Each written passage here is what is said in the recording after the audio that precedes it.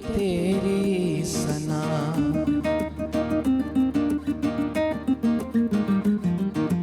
کتے مہر علی کتے تیری ثنا گستاخ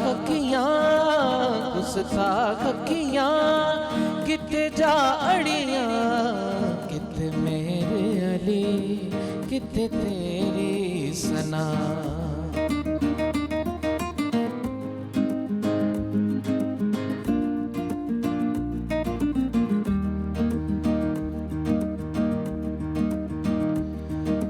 مکھ چند بدر شاشانی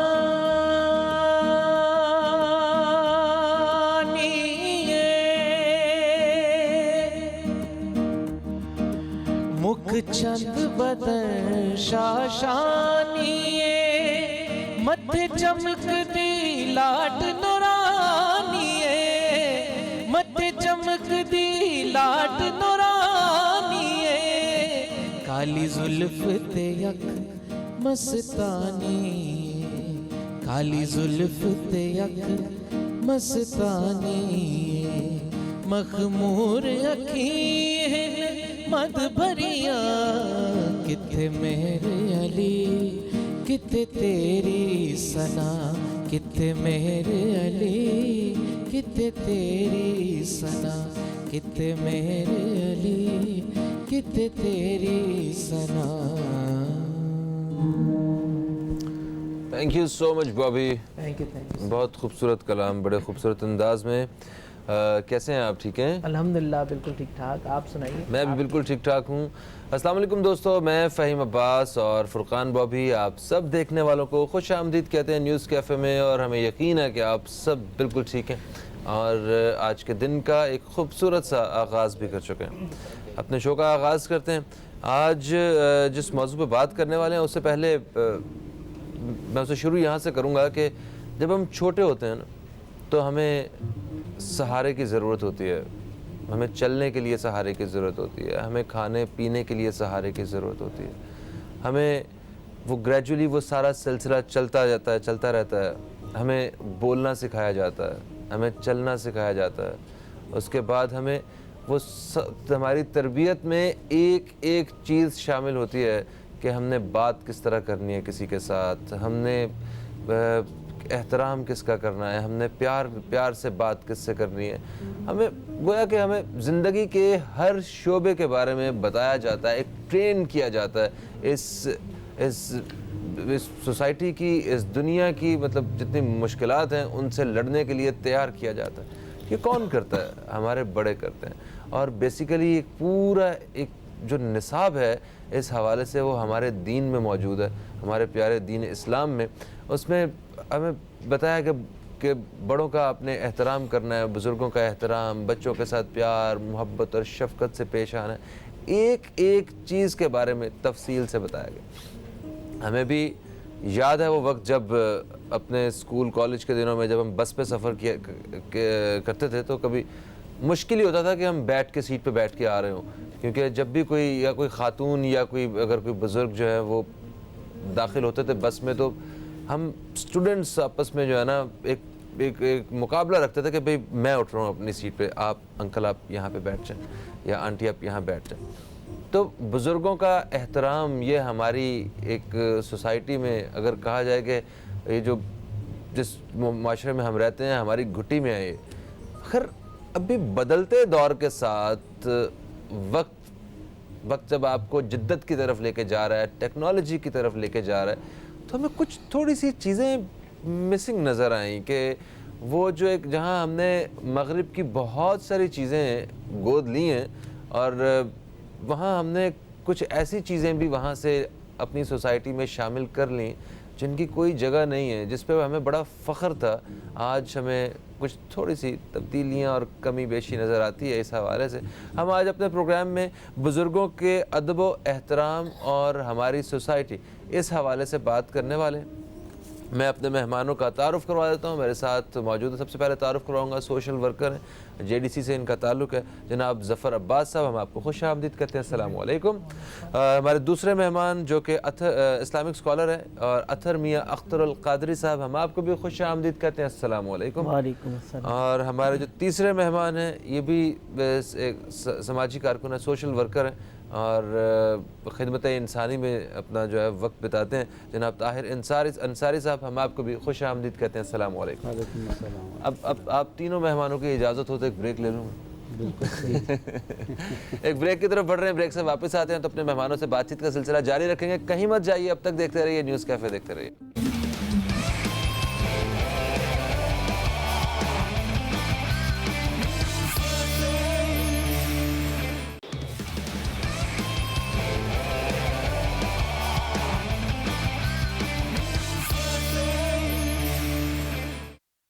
ویلکم بیک دوستو, آپ دیکھ رہے ہیں نیوز کیفے. میں ہوں فہیم عباس اور آج ہمارا جو موضوع ہے جس پہ ہم بات چیت کر رہے ہیں اپنے مہمانوں سے, وہ ہے ہمارا معاشرہ اور بزرگوں کا ادب اور احترام. ظفر عباس صاحب سے بات کرنا چاہوں گا. ظفر بھائی, جو ہماری تربیت ہوتی ہے اور جو ہمارے دین میں احکامات ہیں بزرگوں کے حوالے سے, ان کے احترام کے حوالے سے, اگر ہم ان کو فالو کریں تو مجھے کوئی بوڑھا شخص محنت کرتے ہوئے نظر نہیں آنا چاہیے اور نہ ہی کوئی اولڈ ایج ہوم ہونا چاہیے ہمارے معاشرے میں خاص طور پہ. اور آپ خود بھی ایک اولڈ ایج ہوم رن کر رہے ہیں, ٹھیک ہے, اس بارے میں کیا کہیں گے؟ دیکھیں, بات آپ نے جو اسٹارٹنگ میں کہی تھی بالکل صحیح بات کہی تھی کہ ایک ایسا شخص جو آپ کو پیدا کر رہا ہے, آپ کو نام دے رہا ہے, آپ کو تعلیم دے رہا ہے, آپ کو گھر دے رہا ہے, آپ کو ایک پہچان دے رہا ہے, سب کچھ دے رہا ہے, ان دی اینڈ آپ 6-7 بہن بھائی مل کے آخر میں اس بزرگ کو اپنے گھر میں رکھنے کو تیار نہیں ہو. سب کے پاس بہانے ہیں, کوئی کہہ رہا ہے میری بیوی پسند نہیں کر رہی اماں کو, کوئی کہہ رہا ہے ابا کو پسند نہیں کر رہی, اور ان دی اینڈ آپ اپنے ابا کو ایک چھوٹے سے گھر میں شفٹ کر کے خود لگژری زندگی جی رہے ہوتے ہیں. اور بہت ساری جگہوں پہ ایسا ہو رہا ہوتا ہے کہ بچے والدین کو اپنے ساتھ نہیں رکھتے اور ایک پہلے کسی ایک الگ جگہ کرائے پہ شفٹ کر کے تھوڑا بہت پیسہ دے رہے ہوتے ہیں اور ان دی اینڈ وہ بھی بند کر دیتے ہیں. تو ایک بوڑھا آدمی اگر اس کو کوئی شوگر بیماری ہے, کچھ بھی ہے, اس کا کوئی مہینے کے اخراجات تو ہوں گے نا, 5-10 ہزار روپے, دودھ, کھانا پینا, جب وہ بھی بند ہو جائے گا تو کہاں جائے گا, وہ بھیک مانگے گا, لازمی بات ہے.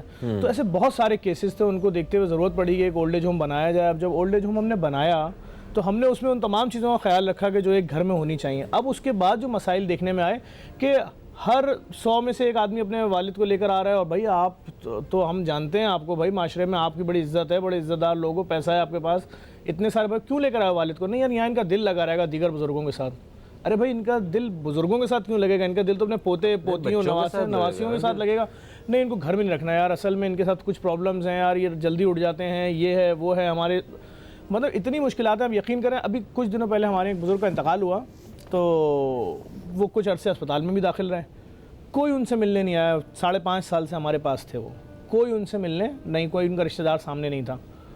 جب وہ وینٹیلیٹر پہ گئے اور ہمارے پیج پہ, فیس بک کے پیج پہ ان کے لیے دعا کی پوسٹ لگی, تو ان کے کچھ رشتہ دار اسپتال میں آ گئے.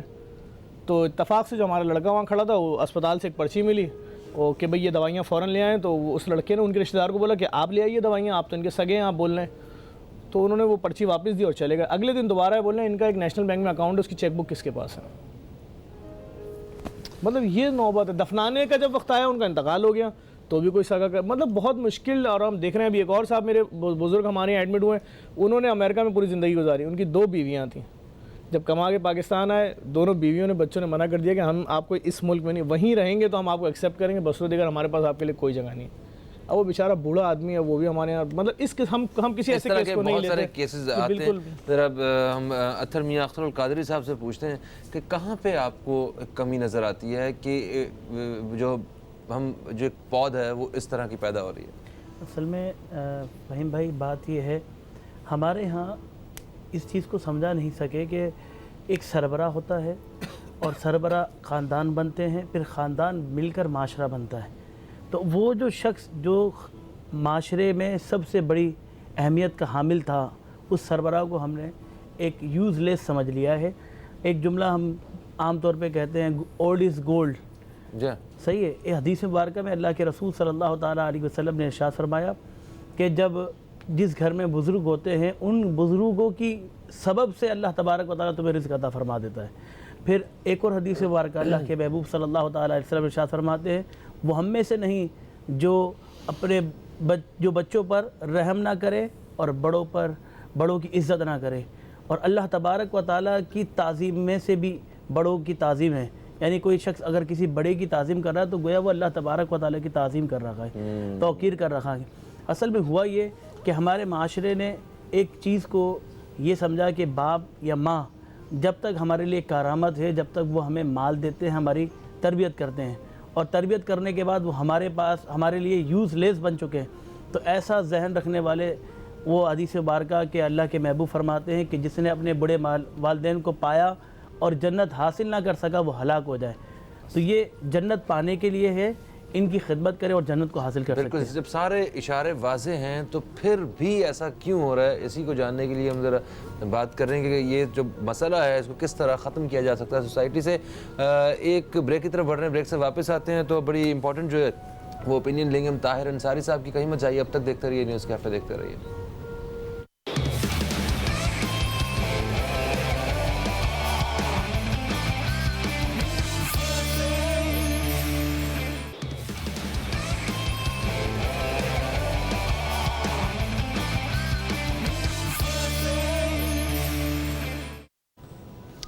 ایک وقفے کے بعد پھر سے ہم آپ دوستوں کی خدمت میں حاضر ہیں، اور آج جس موضوع پہ بات کر رہے ہیں وہ موضوع ہے ہمارا معاشرہ اور بزرگوں کا ادب اور احترام. طاہر انصاری صاحب، سر آپ ماشاءاللہ آپ نے بھی ایک عمر گزاری ہے اور ایک بڑے سمجھ بوجھ رکھنے والے آپ ایک انسان ہیں اور سماجی کارکن بھی ہیں. آپ کو کیا لگتا ہے کہ ہماری سوسائٹی میں بزرگ ایک خاص عمر میں آ کے ہمیں بوجھ کیوں لگنا شروع ہو جاتے ہیں؟ کیا وجہ ہے ایسے؟ بسم اللہ الرحمن الرحیم. وجوہات تو سراسر معلوم ہے. یہاں پہ بات آ جاتی ہے دو، ایک بزرگوں کی خدمت اور اس کی عزت احترام وہ اسلام کے روح سے ہیں. اس میں تو کوئی بات نہیں، اسلام اس بارے میں بری پڑی ہے، کتابیں بری پڑی ہے، ہماری جو معاشرہ ہے وہ سارے اس سے واقف بھی ہیں. لیکن بگاڑ یہاں پیدا ہوا ہے، جس جدت جو ہمارے ذہنوں میں جو جدت ڈالا گیا ہے، جدید، اس جدت سے ہماری تربیت اس طرح کیا گیا ہے کہ جدت اس چیز کا نام ہے کہ آپ عیاش ہو جاؤ، آپ بے راہ ہو جاؤ، آپ اپنا معاشرتی نظام سے ہٹ کر کے مغربی تہذیب کو لے لو.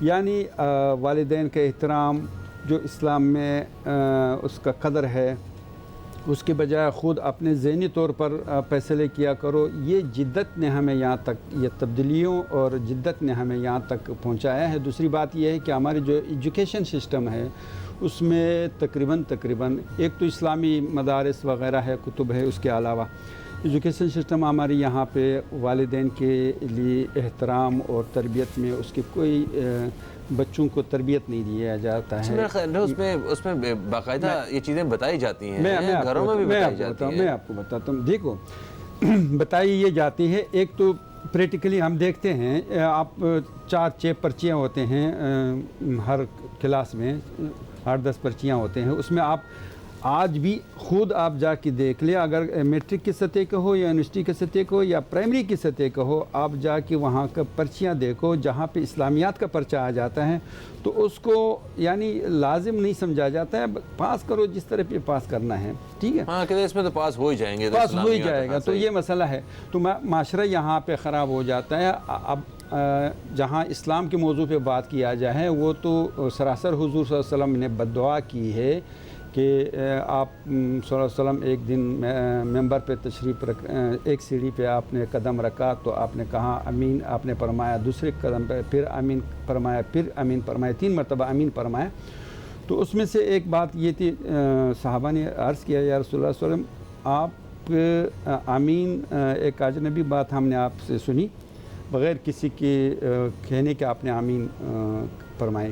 تو انہوں نے کہا کہ جبرائیل امین ہمارے پاس آئے، انہوں نے کہا کہ جس شخص کی ماں باپ بوڑھے ہو، اس 3 میں سے ایک یہ تھے کہ جس شخص کے پاس ماں باپ بوڑھے ہو، دونوں یا ایک، وہ ان کو پائے اور وہاں تک وہ جنت حاصل نہ کرے، وہ ہلاک ہو۔ میں نے کہا آمین۔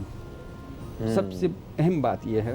دوسری بات یہ ہے کہ آج کی جدت اور ہوش اور حرص نے ہمیں یہاں تک پہنچا ہے۔ اگر والد صاحب کے پاس پیسے ہیں، والدہ کے پاس پیسے ہیں، تو ہم نے اس لالچ کی خاطر، اس پیسوں، اس میراث کی خاطر اس کی قدر کرنی ہے۔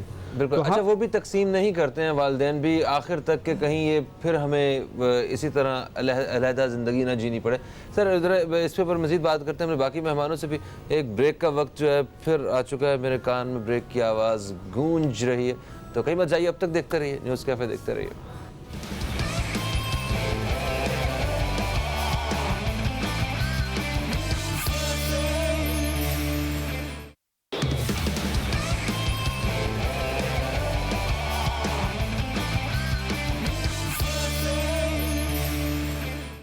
دوستو آپ دیکھ رہے ہیں نیوز کیفے، میں ہوں فہیم عباس۔ بزرگوں کے ادب و احترام کے حوالے سے بات چیت کا سلسلہ جاری ہے ہمارے مہمانوں سے۔ اچھا ظفر بھائی، آپ کو کیا لگتا ہے، کیونکہ آپ بہت سارے کیسز ایسے دیکھتے ہیں، آپ کو کیا لگتا ہے کہ کیا یہ جو صورتحال پیدا ہوتی ہے، یا لوگوں کے اندر ایک اس نوبت تک آ جاتے ہیں کہ اپنے ماں باپ کو اولڈ ایج ہوم میں جمع کروا دیا یا انہیں گھر سے نکال دیا، اس کے پیچھے صرف اور صرف ہوس سے پیسہ ہے؟ میں سمجھتا ہوں جو میں نے کیسز دیکھے اس میں تربیت بھی ایک بہت بڑا فقدان ہے، یا انہی بزرگوں کی اپنی دی ہوئی یا تو یہ خود نہیں تھے ملک میں موجود، بچوں نے دیکھا نہیں انہوں نے اپنے والدین کی خدمت کیسے کی تھی، یا کہیں نہ کہیں یا والدہ نے یا کہیں والد نے کسی ایک بزرگ کے ساتھ کچھ نہ کچھ ان لوگ بچوں نے بھی ایسا دیکھا ہے، یا ایسا ان کے ساتھ ہوا ہے کہ وہ مکافات عمل ریپیٹ بھی ہو رہا ہے کہیں نہ کہیں، کہ یہ بھی ایک عمل ہے۔ میں نے غور کیا، دیکھیں نا، اگر لازمی سی بات ہے ایک عورت آ کے گھر میں بولے کہ جی تم سب کے لیے تو یہ کھانا ہے اور اپنی دادی کو ایک پرسوں کی دال ہے دے دو، تو بچے کا ذہن بن رہا ہے کہ اچھا بزرگوں کو جو ہے وہ 4 دن پرانے کھانے دیں۔ ہاں، تو جب آپ بوڑھے ہو رہے ہیں تو آپ کے ساتھ بھی تو وہ ریئیکشن ہونا ہی ہے، پھر وہ اپنے دماغ میں آپ کو کوئی آپ کے پاؤں کے نیچے اس کے لیے جنت نہیں ہے، آپ اس کے لیے درد سر ہو پورے کے پورے، تو وہ پھر آپ کے ساتھ وہی کرے گا جو دیکھتا ہوا رہا ہے کہ آپ نے اس کی دادی کے ساتھ کیا کیا بچے کی، آپ نے بچے کے دادا کے ساتھ کیا کیا، آپ بچے کے دادا کو بول رہی ہو، والدہ جو ہے بول رہی ہیں بھائی جائیں 5 بج گئے مسجد چلے جائیں، بھلے وہ بولنے میں تو 2 گھنٹے ہیں مغرب میں، آپ ظہر کی نماز 1 بجے آپ ان کو بول رہے ہو 11 بجے مسجد چلے جائیں، آپ کو پسند ہی نہیں آ رہے گھر میں اپنے سسر، تو جو کچھ دیکھ رہا ہے بچہ وہ پھر لازم بات ہے وہ بھی تو وہی سب کچھ کرے گا۔ آپ کیا کہتے ہیں اس ظفر بھائی کی بات ہے نا، اس کو تو اور مختصر انداز میں اگر بتائی جائے تو وہ یہ جیسی کرنی ویسی بھرنی ہے۔ ہمارے ہاں ہم جو بوتے ہیں نا پھر وہی کاٹتے ہیں۔ اب ہم جب یہ سوچ لیں کہ ہمارے لیے ہمارے والدین زحمت ہیں، رحمت نہیں ہے، تو پھر ہم یہ بھی امید نہ رکھیں کہ ہمارے بچے ہمیں رحمت سمجھیں، ہمیں وہ بھی زحمت سمجھیں گے۔ اگر ہم ایک بوجھ سمجھ لیا ہم نے اپنے بزرگوں کو صرف اس وجہ سے، دیکھیں لوگ کہتے ہیں یہ بات ہے کہ بوڑھا اور بچہ ایک ہی ہوتا ہے، اور بچے کو آپ دیکھیں ماں کس طرح سنبھال کے رکھتی ہے، کس طرح اس کو اپنے ساتھ رکھتی ہے، ہر چیز کا اس کا خیال رکھتی ہے، تو جب باپ بوڑھا ہو جائے یا ماں بوڑھی ہو جائے تو پھر اس کا بھی خیال اسی طرح رکھنا چاہیے۔ اور حدیث مبارکہ میں اللہ کے محبوب صلی اللہ تعالی وسلم نے ارشاد فرمایا، ماں باپ کو محبت کی نگاہ سے کوئی ایک مرتبہ دیکھے تو اسے ایک حج مقبول کا ثواب ملتا ہے۔ حج مقبول کا ثواب مل رہا ہے۔ صحابہ نے عرض کیا یا رسول اللہ کیا 100 مرتبہ دیکھے دن میں؟ حضور نے فرمایا ہاں، دن میں اگر 100 مرتبہ بھی دیکھے گا تو اللہ تبارک و تعالیٰ اس کو اتنا ثواب عطا فرمائے گا۔ تو یہ محبتیں بڑھانے کے لیے بات بتائی جاتی ہے تاکہ ماں باپ سے محبت ہو جائے، اگرچہ وہ بزرگ کیوں نہ ہو جائے، ان کی عمریں بڑھ جائیں لیکن ان سے محبت ضرور رکھے۔ بالکل صحیح۔ اچھا طاہر صاحب، آپ کو کیا لگتا ہے کہ جیسا آپ نے بتایا کہ اس میں ہمارا جو تعلیمی نظام ہے، اس میں جو نصاب ہے ہمارا، اس میں یہ چیزیں شامل کرنی چاہیے اور یہ ہمارا خاصہ بھی ہے، آپ کیا سمجھتے ہیں کہ بزرگوں کی اگر اس میں کوئی غلطی ہو تو وہ کیا ہو سکتی ہے؟ کیونکہ ہمیں بھی کل کو بزرگ بننا ہے اور ہمیں کون سی چیزیں اپنی ٹریننگ میں شامل کرنی چاہیے کہ ہمارے ساتھ ایسا پلٹ کے نہ ہو؟ جو بچے بزرگوں کی ابھی انڈر میں ہے، اس کے ہاتھ میں ہے، اس کو یہ کرنا چاہیے کہ وہ اپنے بچوں سے خود اپنی خدمت تو دور کی بات ہے، وہ تو کرنا ہی کرنا ہے، دوسرے محلے میں دوسری مریضوں کا، اس دوسرے بڑوں کا خدمت کروائے. کم از کم ہفتے میں ایک دن وہاں اس کا مقرر کر دے کہ آپ دوسرے بڑوں کا، اور کم اور کوئی خدمت نہ کریں جہاں پہ روڈ پہ کھڑے ہو جائے اور ایک بڑھیا اور بڑھے کو روڈ پار کروا دے. یہ ادنا سے خدمت ہے.